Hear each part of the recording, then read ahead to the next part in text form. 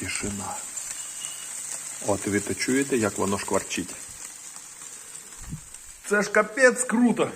Короче, не перестаю петь хвалебные оды за то, что Коля сделал мне вот такую решеточку. Пришли. Поставил в камин. Зимой, летом, неважно. Чпек закрыл. И оно там тушится. Вернее, не тушится, а жарится. Это, короче, это такая классная штука. Если у вас есть камин, просто закажите, сделайте себе. Или я вам дам номер Коли. Вот, скажите, какие размеры нужны, он вам сделает такую решетку.